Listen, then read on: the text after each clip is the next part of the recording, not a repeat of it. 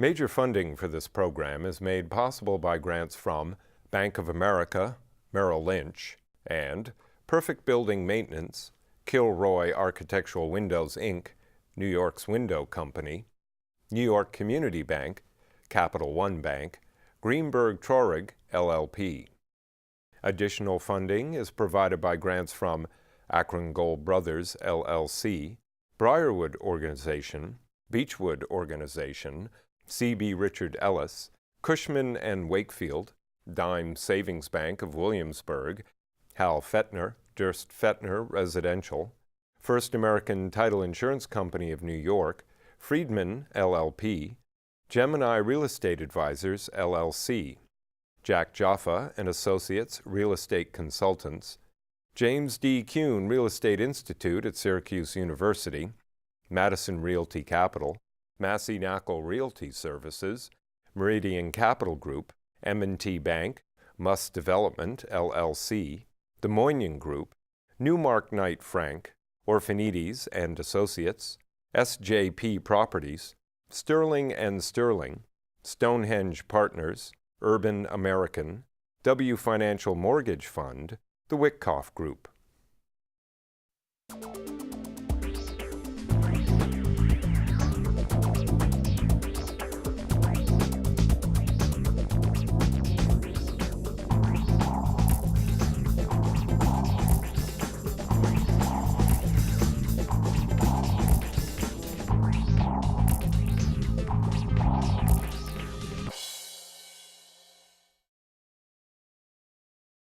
I think Willie Sutton used to say, why do you rob banks? He said, because that's where the money is. So today, I've brought together the people with the money and who have told me prior to the show that they have money and they're lending. So I could say they're saying, show me the money, they have the money. My guests today include Vincent Pallogiano, Chairman and Chief Executive Officer of the Dime Savings Bank of Williamsburg, Rick Lyon, the Executive Vice President of Capital One Bank, John T. Adams, the first Senior Vice President in charge of mortgage originations at New York Community Bank, Michael Sarkozy, the Managing Director at J.P. Morgan, Dominic Kama, the Executive Vice President and Chief Executive Officer at the Investor Savings Bank, and last but not least, Gino Martocci, Senior Vice President in charge of New York City and Long Island for M&T Bank. So Gino, you've been on the show many times. You've been here. How do you look at 2010 with regard to lending money? Well, look, if you compare it to the first quarter of 09, certainly, or the fourth quarter of 08, things are certainly looking up. You certainly find what appears to be a stabilization in values. Lenders are back in the market. And I think you're doing a show later with the German banks who are lending again, and they were completely out for a long time. Everybody here is lending. I hear that the conduits are back.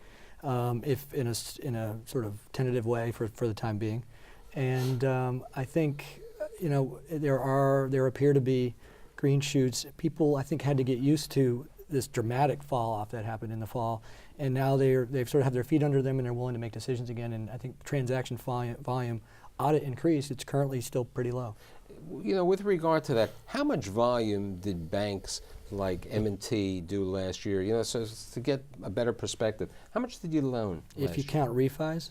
I count everything. Just over $1 billion, probably in New York City and more in the footprint. Right. Dominic? Yeah, we lent almost $2 billion if you include refis.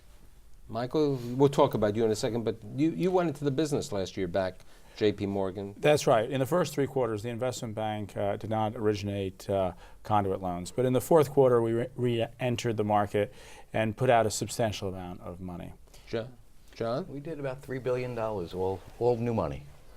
Okay. Rick? Yeah, we would have done in real estate about 2.5 of. Now, is that nationwide? It's nationwide, between refis and new money.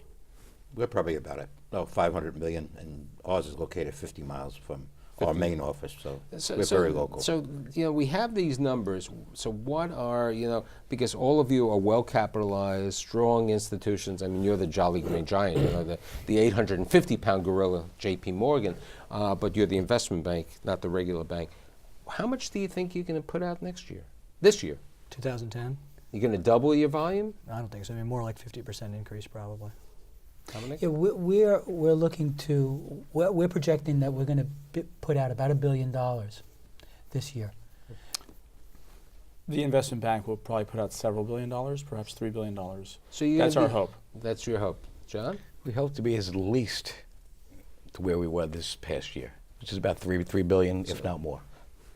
We're not particularly targeting a number. Anywhere between 6 and 10% growth. The real issue is going to be how much is new money and how much is refis. Finn? Probably about a 20% increase would be our target. Our problem is finding product. Right, you know, you brought that up before. Finding product, if somebody was watching my show, and they'll be watching it in a couple of weeks, they're going to say, finding product is a problem? Since when? I mean, you know, everybody said there was no money. I did a show last year. There wasn't money for real estate. As Gino said, the Germans weren't lending, the European banks weren't lending, the investment banks weren't lending. So how come? Well, it's our particular sector of the market, I think. We're relatively small. Typical loans probably run about $2 to $3 million. And it's almost 100% multifamily residential properties that are regulated. So we've kind of narrowed the market quite a bit for ourselves. But, I mean, look at all the apartments. I mean, how much do you have in multifamily? I mean, that's, you're the... Total portfolio, $18 billion. So there's a lot of multifamily. I mean, everyone sitting here, with the exception of Michael, is really in the multifamily in the New York market, in the New York City market, because you've always liked that type of business. Why have you liked multifamily? It's been the least risk. I mean, it's diversified. You have, take a 50-unit building. You have one tenant not paying. It's not going to hurt you. Two tenants, it's not going to hurt you. Compared to a retail center where if maybe you have 2 or 3 stores, you have one of those stores go out, go dark, whatever, and not pay. You're going to feel that. The owner's going to feel it, and in return, you're probably going to end up as slow payer. Tom? Banks always like shorter-term assets, so repricing is about 5 years on average for multifamily loans. We've been traditionally a 30-year mortgage lender, and so this was a good way to diversify that risk and improve our interest rate risk position. So today, I mean, how long of a loan would you like to do? Is it a 3-year? Is it a 5-year? Is it a 7-year? If you had your favorite type of opportunity, what do you think you'd want? I think ideally it'd be about 5 years. We will go out a little longer, up to 7 years, but a typical deal would be 5 years. Anyone else? That's 5. 5's a good number. Yeah, I think 5 to 7 is a good number. I would prefer 10. Yeah. So why would you prefer 10? Well, we securitize our loans, so Okay, bond buyers. Wait, let's understand. It's not inside baseball. We got to explain to the audience. These are banks. They take deposits from people. They put out the money. They do a service. You're the investment bank. What do you do? And what do you mean by securitization? And what do you mean by conduits? We, as an investment bank, will balance sheet dozens and dozens of loans, and we will prepare them to be sold in a package. And several times a year, we will come to market with a pool of loans, maybe 100, 150 loans, 200 loans, depending upon what size we want that securitization to be. And we'll have that loan, that package of loans rated by the rating agencies, and we'll create a trust, and we will slice up the aggregate package of loans into AAA bonds, AA bonds, single A bonds, and we'll make that available to investors. So we are like the credit card business is a securitized business, the auto loan business is a securitized business. This part of real estate is a securitization type business. Can I ask a question of you and the other people? The $1.3 trillion of loans that are coming due in commercial real estate, wasn't there a lot of problems with the securitization, that deals were not really underwritten properly?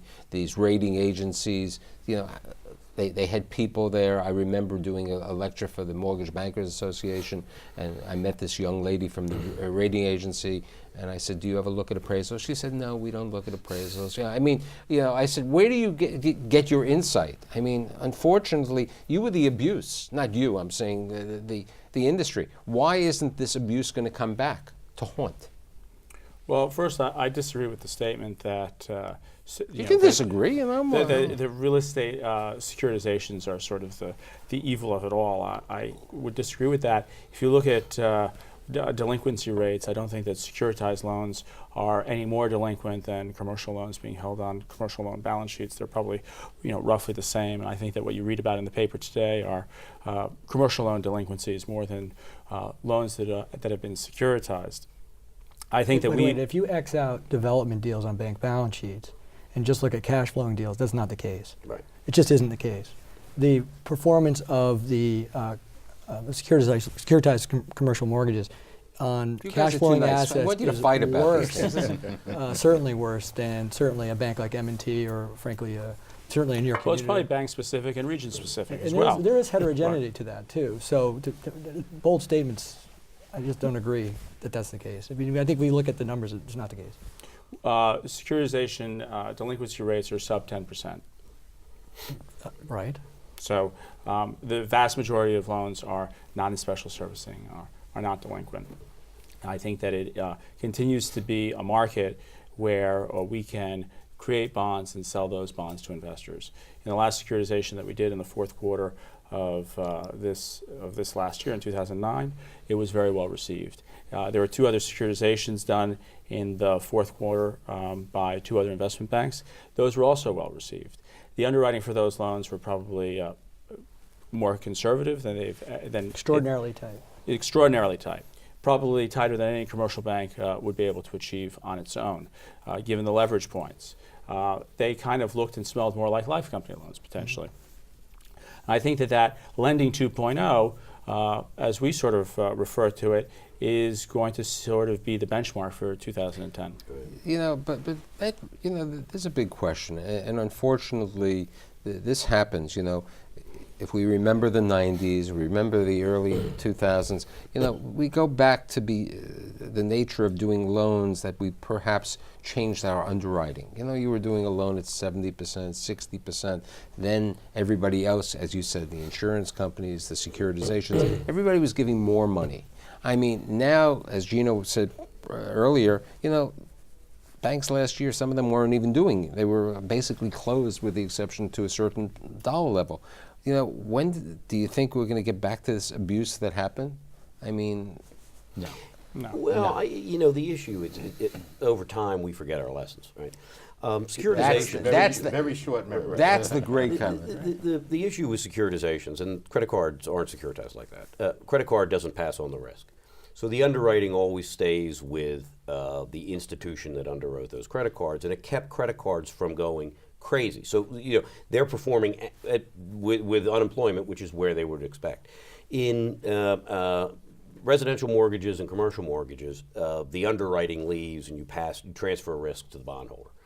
And once that happens, if you go back and look at vintages, one of the reasons why the CMBS market only has a 10% delinquency is because you can go back to 2002, 2003, and you can see those are very well underwritten, early stage things. But if you start looking at vintages of 2006, 2007, you begin to take in the large floaters, which were done, the Stuyvesant towns, and those style of transactions. That's where it got abused. When the bubble got hot, and I'm making a loan that I'm going to hold for 45 days versus you making a loan you're holding for 4 or 5 years, it's a completely different underwriting.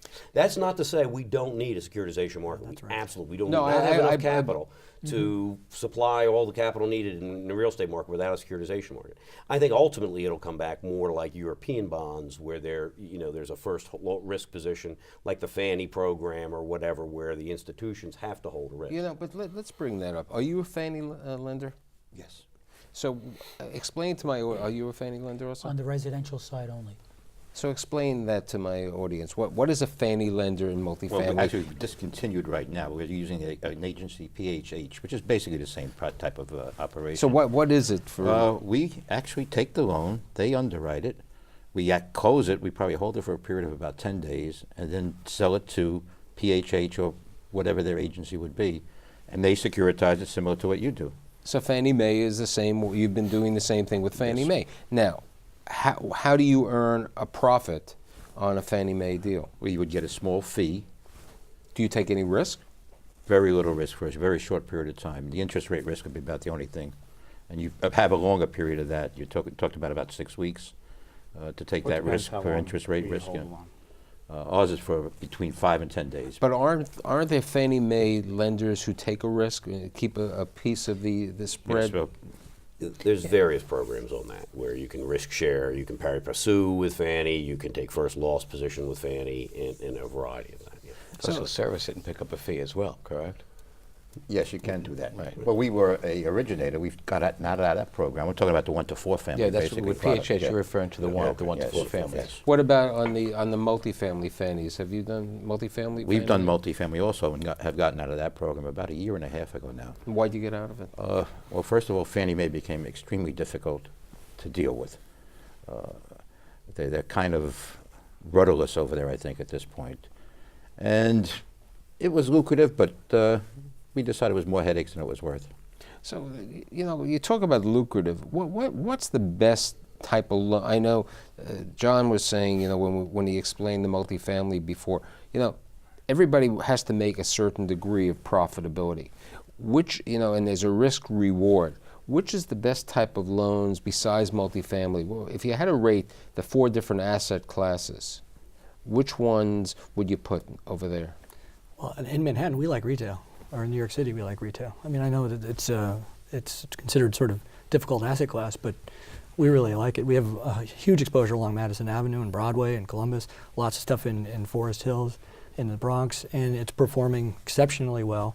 You can get a little bit better rate. It's not as conducive to securitization, and you know, we're happy owning it. Tom? Yeah, we like the multifamily. I mean, John mentioned before, you know, you have, if you do a residential loan, you have one person go out of work and, you know, the mortgage is not paid. In a multifamily building, you know, you have one tenant and that loan can still get paid back. Michael? We like all food groups, office, industrial, retail, multifamily if we can, if we get it. John? Yeah, I mean, putting the multifamily aside, I'd have to agree with Gino, well-located retail. And then behind that would probably be the office. You know, we talk about well-located retail. I mean, you know, New York City is a different market. You know, I think there was a survey, and we'll get to New Jersey a little bit, about the East Brunswick corridor on Route 18. How bad the retail was there, like an 18 to a 20% vacancy factor. You know, suburban retail is not New York City retail. New York City retail is urban retail. Urban retail, there's a lack of urban retail. You know, take Williamsburg. There's a need, right, with all the new people living in Williamsburg for urban retail. We're under retail. You're under retail. But, you know, you take the, you know, like you were saying, Sussex County or something other, you know, you have these malls where, you know, Circuit City went out of business, or this one's out of business, and you got a dark box. Mm-hmm. I mean, I did a show a couple weeks ago, and I had a fund manager over here, and he said he bought a shopping center in Houston for $15 a square foot. I mean, so retail is, you know, Madison Avenue, different case. Retail Forest Hills is a different case. But retail in certain parts, I mean, retail in Paramus is a different case. But retail in some parts of New Jersey, Pennsylvania, right? Mm-hmm. I mean, you have good neighborhood centers, and it's almost hard to say which food group I like. It's really which sponsor, which owner do I like? At what leverage point do I like it? You know, that's really but you more see, about but you see, but I think asset. that's the perfect thing. People, you know, we're talking about what pricing and what, you know, cap rates. The real question comes in, you know, how are you going to underwrite a loan which is not multifamily today? You know, which is the other food groups. How are you going to be comfortable? You know, what would you look at? One of the other things we do look at would be these small retail centers. Not the Madison Avenue locations, but the stuff in Queens. And you got a mom and pop operation. It's probably 10 little local stores. You look at the leases, most of the tenants have been there 5, 6, 10, 20 years. It's a very stable, and it's necessary for that local community. Well, what happens when the Costco opens up? Do you get a little worried about there's that? usually not enough land in these places for the Costco to open up. These are just local areas. And you see what happens with Walmart. Walmart's been trying to open a store here in New York City for the longest time. Number one, they won't allow it. And number two, it's difficult to find a site. Yeah, I was at the, you know, it took 13 years, I think, and I think they're a client of yours, you know, Blumenfeld. I went up to the new Costco, and, you know, it's a nice store. And the interesting thing is, I didn't see that many local people. I saw more people driving in, you know, perhaps from other parts of Manhattan or to go to the shopping center. I mean, it's, you know. You're also buying in bulk in Costco. You know, Right, so but you need the you need the way to car. get your goods But you know into. what's very interesting, John? You know, when you go into the driveway, there are a lot of black cars. You know, the car services over there, waiting for you to come out of the store and, you know, take you home over there. But at 10 o'clock at night, you can't go to Costco to buy the quart of milk that you decided that you needed. I agree. And that's where I think that local retail strips are not a bad investment. But, you know, we were talking, and I think Dick was just bringing it out on, you know, forget loan to value. Let's really look at leverage. You know, leverage is really the question. So I think it's a question of leverage. It's also a question of, as you just said, the quality of the borrower. Right, the operator. The operator is really important. I mean, because unfortunately, you know, I always like young people, but in 2006, everyone thought they were a developer. 2006, 2007, I'm building, you know, and that's the situation. How do you look today at the leverage, you know, the debt yield that you're trying to get? What, you know, how do you make that determination? You know, going back for the older people here. Thank you. Me, okay. You know, there were the 5 C's of credit. You know, and you know, you looked at those. You really looked at character and collateral and quality. You know, how do you look today? Are we back to the old days? Yes, I mean, as Rick points out, sponsorship's never been more important. I mean, I think over the years we got so we were very good at the industry got so that it was very good at models, but didn't really understand real estate terribly well. And what real estate requires is reinvestment in somebody that can operate, somebody that can move quickly, that can put in tenants, that can come up with dollars and change things if it's required. That's sponsorship, that's experience, and if anything, this last 2 years has proven that that business model or that that sponsorship-driven approach is a requirement, frankly, to underwriting. And so C is important. It always has been important. During the boom times, it feels like it becomes less important, and frankly, in most underwriting, it wavered a little. But those who stuck with it are outperforming today. You know, you bring up sponsorship, and it's a very interesting point because over the last 3 or 4 years, a lot of the sponsorship was not really individuals, was not families, it were entities. You know, Dawny Day from London came in and bought a $200 million portfolio of multifamily.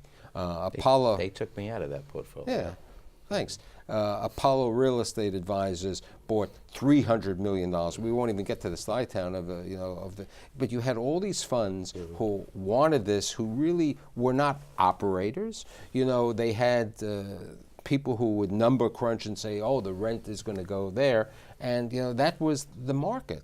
So you know. And those people are sitting on the side right now. They're all sitting on the side. They aren't making investments. Some of them are calling up their local bankers and saying, I'd like you to discuss a readjustment or something like that. That's a question. What happens today when somebody calls you up and said, hey, the numbers aren't there. My rents, which I had projected, are not there. What do you do today? Tom? Well,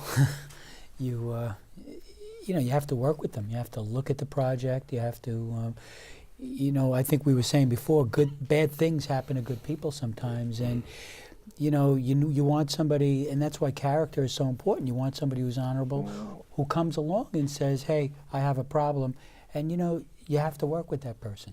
What about this story? You know, this term, which I do believe is happening, this pretend and extend. I mean, you know, it's. I mean, there were a lot of loans that may have come due, and I think the biggest question that happened last September by the government was they said, you know, if you're in negotiation with your borrower, you don't have to mark to market, you don't have to write it down, right? Well, they didn't quite That's say not, you know, there has to They be didn't cash quite- flow. They didn't quite Oh, say well, that. okay, so regulators are not you gonna know, let it happen. And you raise a great point. That is one of the big issues we have right now. And whether it's a securitized loan where even the servicer might also hold the B piece, and that B piece is worth 0, There's no incentive to try to go restructure that loan because zero I know I'm going to get. Maybe if I wait a little bit I can get a little more. So you have a lot of that going on. And you also have a lot of banks right now at interest rates where they're at today. If you were doing a floating rate construction loan, the property may not be performing very well, but it's covering it at 2% or 2.5%. But it can't get to a 6.5% fixed rate and so forth. So I think folks are saying, I'm going to kick that can down the road. What we're trying to do, and we're sort of lucky like a lot of the lenders here, in that take the construction book out, which is a relatively small part of our portfolio. Most of our loans are already fixed rate and are already permanized, in permanent loans. So we have a lot more flexibility with our clients. We're trying to stretch them out 5, 6, 7 years. My concern is 2 years from now, interest rates, I guess, have to be at a different level, and that could cause a whole other problem for us as we kick that can down the road and right into another ditch. Anyone else? But Michael, I made a comment before that the regulators are not going to let it happen, this pretend and extend. I mean, we had a situation here in our market, a bank that we all compete with here, who has grown aggressively in the multifamily market, went out doing more and more loans. Regulators went in, and essentially they've been shut down. I mean, haven't been shut, but their lending has been severely restricted because they're not recognizing their problems soon enough. To really bring this out, that's why we're going to have a double show, and we're going to continue our discussion next week because we haven't got to anything about the loans that we want to do, what kind of rates, what we don't like, and we will return next week. I'd like to thank Vincent Palagiano, Rick Lyon, John T. Adams, Michael Sarkozy, Dominic Kami, and Gino Martocci. We'll see you next week to continue this discussion.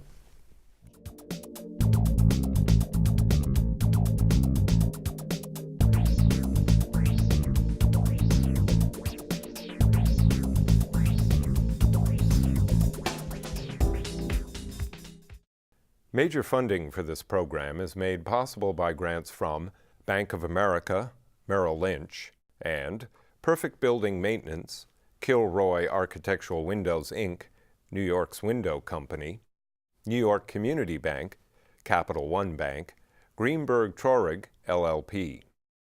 Additional funding is provided by grants from Akron Gold Brothers, LLC, Briarwood Organization, Beechwood Organization, C.B. Richard Ellis, Cushman & Wakefield, Dime Savings Bank of Williamsburg, Hal Fettner, Durst Fettner Residential, First American Title Insurance Company of New York, FRIEDMAN, LLP, Gemini Real Estate Advisors, LLC, Jack Jaffa and Associates Real Estate Consultants, James D. Kuhn Real Estate Institute at Syracuse University, Madison Realty Capital, Massey Knackle Realty Services, Meridian Capital Group, M&T Bank, Muss Development, LLC, the Moynihan Group, Newmark Knight Frank, Orphanides and Associates, SJP Properties, Sterling and Sterling, Stonehenge Partners, Urban American, W Financial Mortgage Fund, the Wickoff Group.